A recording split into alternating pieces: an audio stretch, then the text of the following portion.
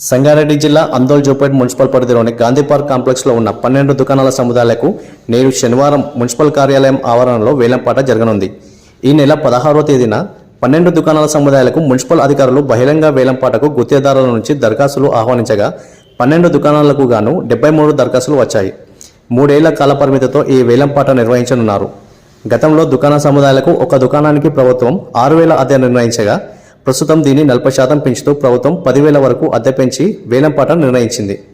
కానీ ఇక్కడే అసలు ట్విస్ట్ మొదలైంది. మున్సిపల్ ఆదాయానికి పెంచాలనే కమిషనర్ భావిస్తుంటే గుత్తేదారులు రింగుగా ఏర్పడి మున్సిపల్ ఆదాయానికి గండి కొట్టే ప్రయత్నం చేస్తున్నారు. దీనిలో భాగంగానే వేలంపాటకి ఒకరోజు ముందే ఓ ప్రైవేట్ ఫంక్షన్ హాల్లో గుత్తేదారులు రింగుగా ఏర్పడేందుకు సమావేశం ఏర్పడడం మున్సిపల్ అధికారులకు షాక్ ఇచ్చే అంశంగా చెప్పవచ్చు. దుకాణం దక్కించుకున్న వారు దుకాణం రాని వారికి డబ్బులతో సెటిల్మెంట్ చేసుకునేందుకు ఒప్పందం కుదుర్చుకున్నట్టు సమాచారం.